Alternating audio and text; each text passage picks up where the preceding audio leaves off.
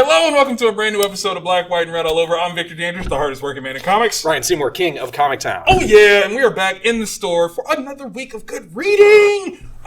Speaking of good reading, what the crap? It's a 5-week month, guys. Yet somehow you guys are putting out ridiculously good books, and just like our wall is filled with them. Lots of content, like huge sums of content, reading material for days. It was really hard to actually figure out what to read. I put back at least 2 books. Mm-hmm. There's a lot. There's a lot here. Okay, so looking at our honorable mentions, we've got one that's the same, 2 that are different. Mm-hmm. Where do you want to start? All right, to avoid myself reading nothing but AfterShock this week, of course, I elected to not do Maniac of New York, but I'm really curious. I did. Okay, Maniac of New York, number 2. Elliot, Andrea, killing it, right? Okay. So you've got this Jason Voorhees-esque killer. You've got this task force that's set up to stop this thing. But the task force is really kind of a joke. Like, the city really doesn't, care to stop it, know how to stop it, all this fun thing. So it's like the most sinister episode of X-Files ever. Yes. So, you're talking, there's been books written about this guy, conspiracies galore, and he seemingly took a break. But he's back. And, man, this is a gory issue. I loved it. Next time I'm in New York and I'm on the subway, I'm definitely going to have a copy of this. Just to make people uncomfortable. Because, why not? It's the thing to do. If this was made in the 90s, let's see. It's like 7 meets End of Days. Ooh. With, Jason. Done. Put that all together, roll it out, see what you got. Very nice. Goodness, yes. And before we go further, I'm just going to also point out, it's going to make sense here in a little bit. Yeah. Scout's Honor also came out this week. And that's one that you definitely want to be reading, but, I just want to throw that out there. So much. Ooh, this is a toughie, because both of these are really, really cool. I'll go Proctor Valley Road, number 1. Okay. All right, so we got Grant Morrison, Alex Child. The Grant Morrison? Yeah, Grant Morrison. Whoa. And illustrated by Naomi Franquez. Okay. So this one's got that real anime meets American style art that we still need to come up with a word for. That's really youthful. It's really fun. And the story takes place in the 70s. Oh, nice. Yeah, it would be. Janis Joplin, that was 60s, right? Yeah, I think so, actually. All right, so in the 60s. Okay.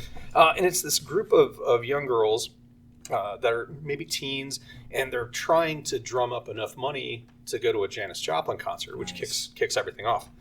And so the way they decide to do it, because they keep trying to do petty crime, like shoplifting, but it's not working for them. So they come up with this idea that there's this road, Proctor Valley Road, and there's always been ghost stories about it and whatnot. So they're going to start doing tours. Oh, that's genius. Except for the fact there might be more going on than just stories. Oh. Yeah. So it's super, super hardcore. And the first group of people they take out, something happens. And it's going to involve law enforcement. So you got these 2 things going to for potential supernatural crazy stuff. And then also real life ramifications of how are you guys involved in it? And there's one particular thing. Let's see if I can see it. And it's only because I am such a huge nerd for Grant Morrison and for Monster Magnet, the band.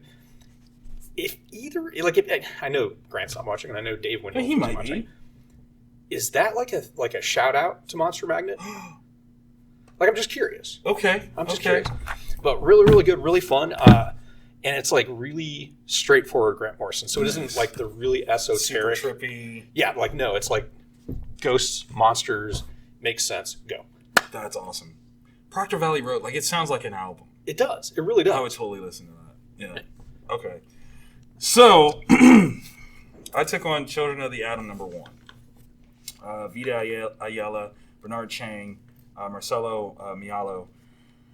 So, this one's tricky, right? Some things came out about this team a little while ago that perhaps the presentation that they have here is not the reality of the character types. Really? And clearly, if you're a fan of the X-Men, Children of the Atom is the phrasing for the X-Men. Yeah. You've got characters here that clearly resemble Cyclops and Archangel and Gambit and Nightcrawler and Jean Grey to a degree. In this post-Krakoan, existence, these kids represent something very tricky when it comes to pop culture. Okay. Or identity politics. Yeah. Very interesting. So I'm really it was an interesting read. There was something slightly not well formed for me. The characters, I don't know. So let me just be frank about it. So for something like this that is so very character driven, I didn't really feel like the characters were individuals yet. So that's the thing for me is because they clearly have this visual mimicry. Yeah.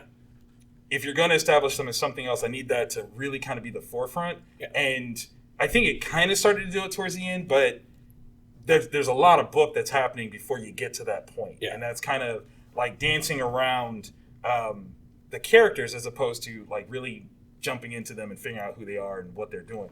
I think that's kind of the point of trying to make this a mystery. Not necessarily what I would have done as the writer, but it's an interesting take. I'm on the fence on how I'm curious on how people are going to respond to this, because with what I believe they've revealed, it's an interesting, very topical conversation. So interesting. Yeah. So we'll see how that goes. Children of the Atom, we'll see how that plays out. I'm very curious, was this a editorial idea, or did Vita go to management and go, hey, I got this idea for a story? Really not sure. So we'll have to see. All right. Oh, there wasn't enough time. All right. So Homesick Pilots from Image Comics, Waters, Wingard, Bidekar, and Mueller.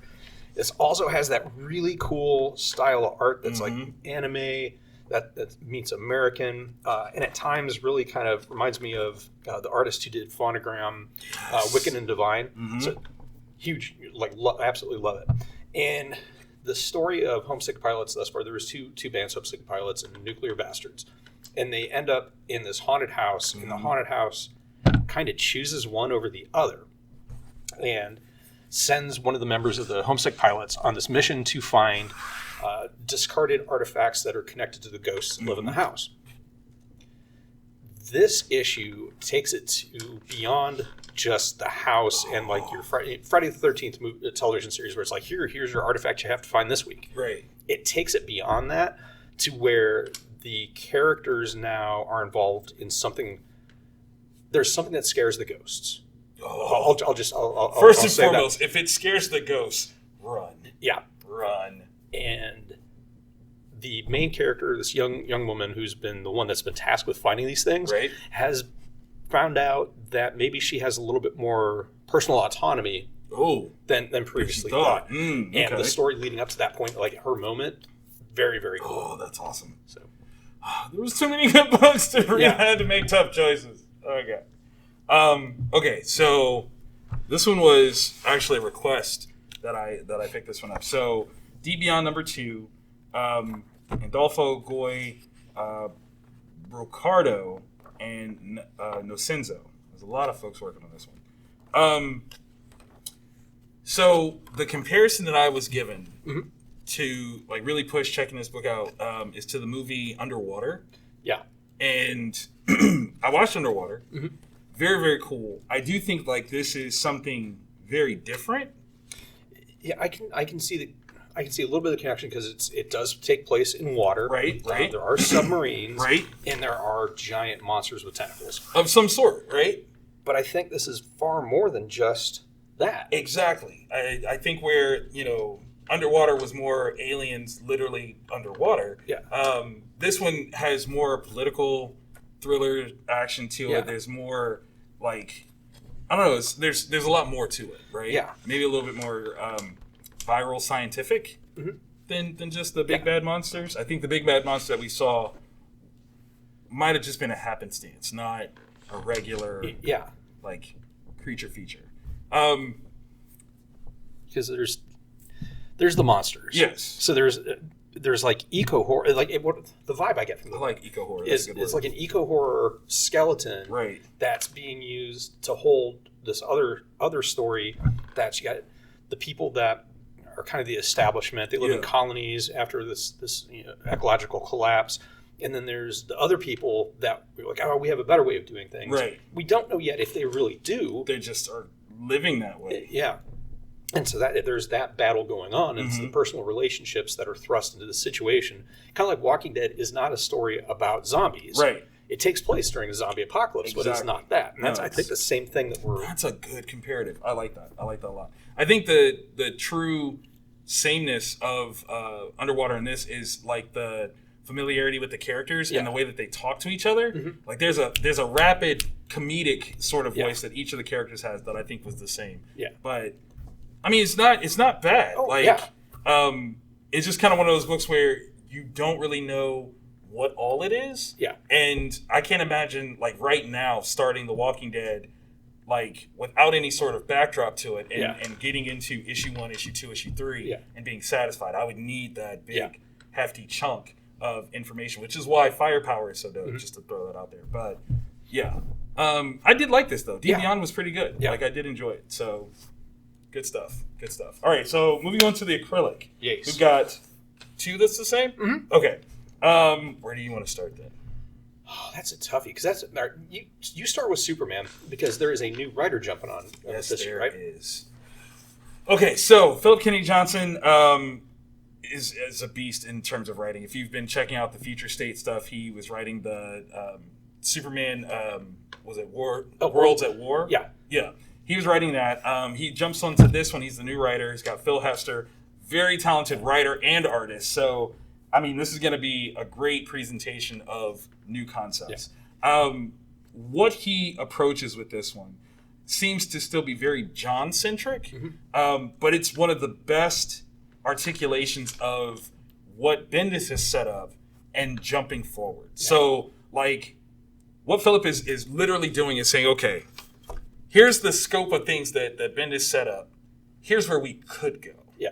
And here are the things that we arguably haven't thought of, but should be thinking of. And it paints such a great picture, like doing the comparison between John versus Clark and why one might be better than the other, how one might be better than the other, and the different ways that they are truly different, despite being father and son. So it's a really brilliant sort of presentation. I really liked it. It's very heartfelt. Okay. Like super heartfelt. And I think that's the way to really jump into Superman. Yeah. As you can see the ad on the back, Superman and Lois. Yeah. I think that's what they're doing on that show is aiming at the heart, of Superman. And that's what this story is going to be about. Yeah. So super dope. Yeah, that's awesome. I like it. Yeah, pun intended. It sounds like, because there was that little snippet in Infinite Frontier Zero last week where it was kind of talking about Clark and John. I like the fact that they're going to do something with that rather than like here's something nebulous and then like talk about the fact that these two guys have had such differing lives. Yeah, and what does that actually mean? Yeah, John being here in the past, which is the past for him. Yeah. What does that mean? And what information is he carrying with him and all that stuff? So, yeah, that's a lot of cool. Heck yeah. All right. The Joker, number 1. James Tynion, Johns, March, Andolfo, Pianto, Ferrato Jr. All right. This is a miniseries from the perspective of former Commissioner Gordon. Whoa. Yeah. And there's a couple books this week that have that blank sketch cover thing. So, people, buy these. Not bad. Contact artists that you like, pay them money to draw a cover on it for original. Super original. Super, super awesome. So anyways, all right, so Joker, it's a classic question of how many times is Arkham Asylum going to get busted open, Scarecrow gets out, these are the questions. At what point do you become negligent in your duties by letting these people keep doing the things they're doing? So Commissioner Gordon, who has a history with Joker, like a really violent history. Oh my God, that has touched not just him but his family, like his flesh and blood, and he's given a choice, an opportunity, a potential job. Why don't you just kill the Joker? I mean, as a man of the law, one can't, or one shouldn't. One shouldn't. But wow, what an interesting question mark. Because and the people they're offering him, that's their thing. They know they know Batman won't kill, right? But they don't know. Oh man, it's so smart because like he would have a reason for vendetta. Of course. He's not been particularly popular with the police recently. That is true. So Gordon, I mean, he's already on the outs. What is he losing to do this? And if it's all off the books, all we're in a consequence-free bubble. Ooh, that's tricky. Yeah, that's so tricky. Especially with his son, especially with his daughter. I mean, okay, and his wife, like, right? Got. Why wouldn't you put the bullet in the Joker? Okay, because you're then saving countless people in the future. That's true. Okay, so let me ask you this question. Mm-hmm. Playing Joker's advocate. Okay, so this book is called Joker. Mm-hmm. Much in the same way that the Killing Joke presented almost the first instance of Joker taking the stance of, I can push you over the edge to do bad things, or at least make you go crazy. He didn't actually say to do bad things, but Gordon specifically makes the declaration to not kill him. Yeah. Do you think that the things that he's been through at this point? Oh, yeah. Yeah, I'd agree. Yeah, I'd agree. Like he's at least going to take the shot. Like, even if he's successful, he might have second thoughts. Yeah. He might feel really bad, but at this point, I mean, this is not spoilers here. These are some of these stories are like decades old. You shot my daughter, molested her after you shot her. Yeah. You beat me, stripped me down naked and beat me, showed me pictures of what you did to my daughter. During No Man's Land, he kills... Son. Yeah. Is it only his son? Yeah, because I think that's what eventually separates Gordon and his wife, isn't it? Well, I thought he killed his wife. Did he? I think he may have... I think he killed his wife in No Man's Land, but I think he comes back later and he kills his son. Which is like... Yeah. Joker's taken more from Gordon than he has Bruce. Yeah. Dang, that's messed up. Yeah, man, when you put the list together... Yeah, you're like, hey, man, Gordon should have been 86, this guy. Yeah. Gordon, step it up, bro. Come on. We will give you untraceable bullets of money. No. Yeah, just let me know where he's at. No, I don't need bullets. I need my bare hands. Give me a $5 gift card to Taco Bell. We'll call it even. I will put a matter of fact, in that Joker's don't ass. give it to me now. Meet me there after I'm done because I'm going to be hungry. Yeah. Yes. For revenge. That's a good one. James obviously is a great writer, so I know he's going to like really meticulously break this down and take us on a journey. That's dope. Yeah. I mean, it's both of these next two are really tough too because can we do Karmen because it's kind of a journey too. We can. Karmen number 1. Willem March did everything. Yeah. Fantastically, by the way. Let me just go ahead and say that. This one, okay, so it was the first book that I started reading, and okay, so my one gripe. Fonts matter, right? Yeah. Lettering matters, and there are like these open caption pieces that become a little difficult to read, but I give it a pass because this is a translation. Yes. So, there's going to be like this difference in, like you can almost see it, like the caption boxes are too big because whatever font that they used to try to, translate this was much smaller than what originally was there. So I give some passes, but it's like, I wish y'all had done this a little better because it gets a little harder to read. But the fact that it's a translation, which means that it's previously published in another language, gives total credence as to why they could explore the story that they do. Yeah. Because this is not your typical American comic at all story. Yeah, not one bit. Not in the slightest.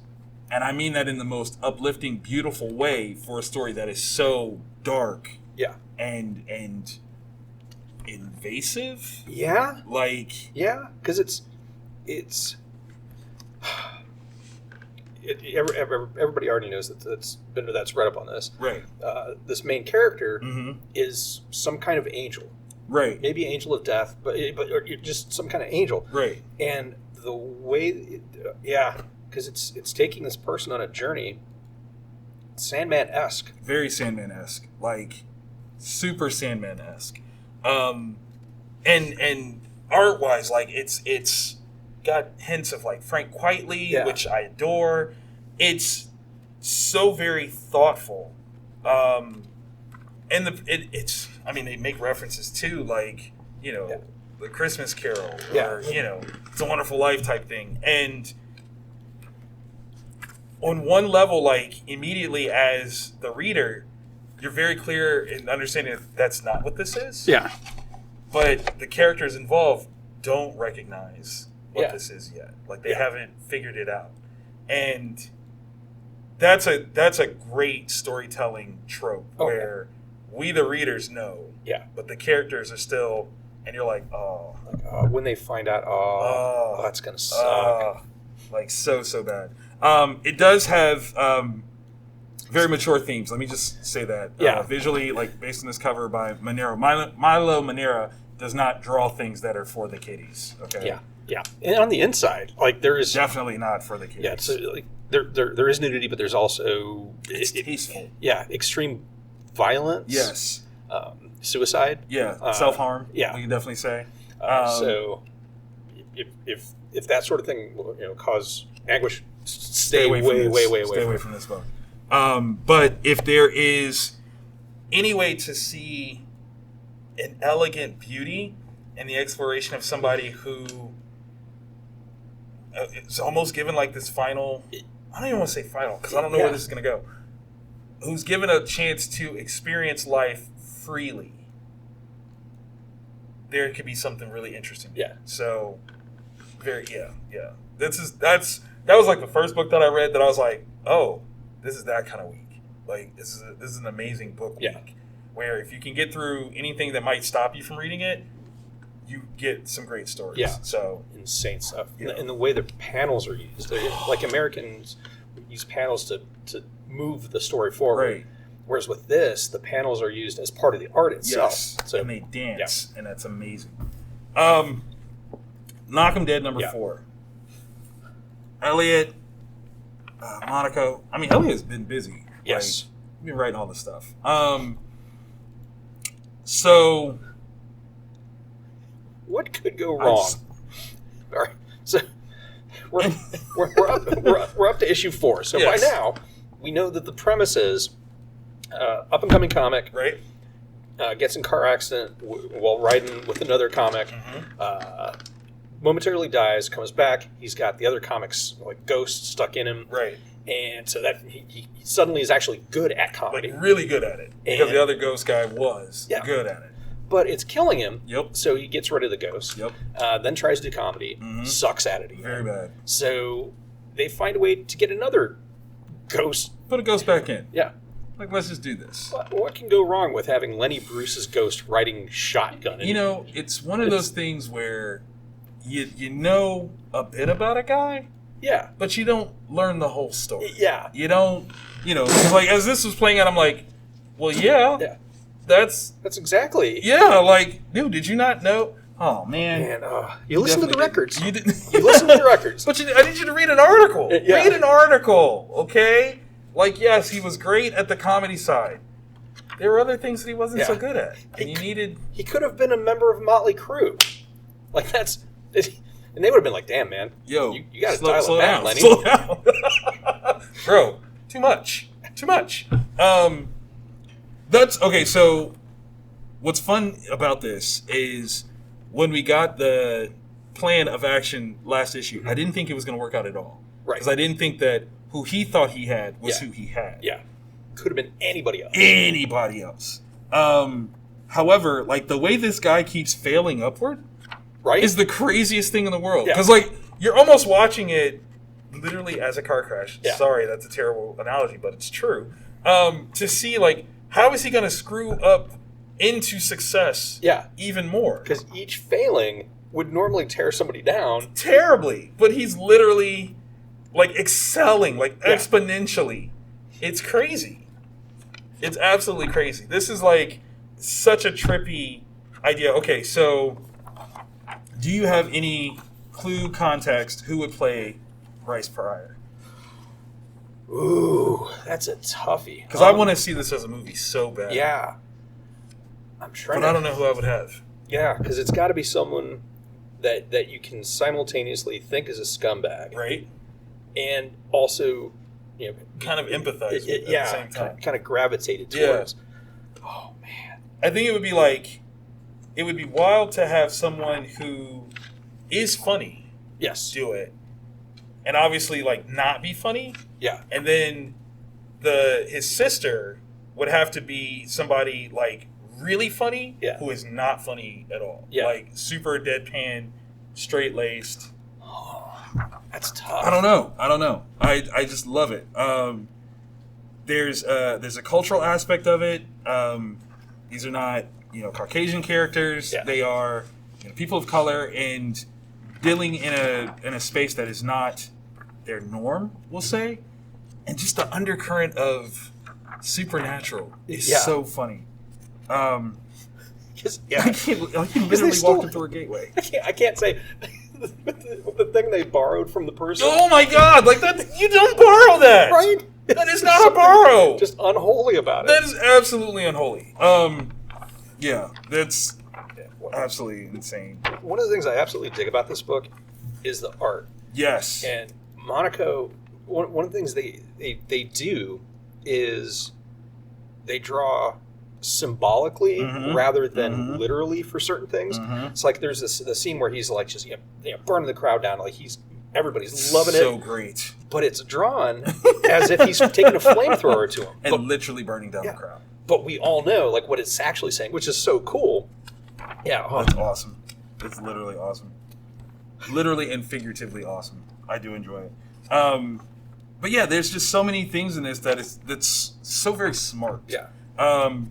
Again, this is showing what comics can do as a storytelling medium. It's not about fights and tights. And Elliot doesn't really do fights and tights stories. It's not about superheroics and this, that, and the other. It's true stories that are really well illustrated. Yeah. And they explore life, which is really, really dope. I love it a lot. Elliot's definitely one of my favorite writers these days. I'm liking both Elliots this week because they're killing it. But dang it, that was a good book. Yeah, and that's why I brought up Scout's Honor earlier, because that's another book. Do you want to do half of them as AfterShock? I mean, I'm game. Or we can do an AfterShock episode. We almost have to these days. Because AfterShock is literally kicking out some. I would literally do brand-based episodes because they are some of the best books. Yeah. Boom, Scout, yes, Behemoth, killing.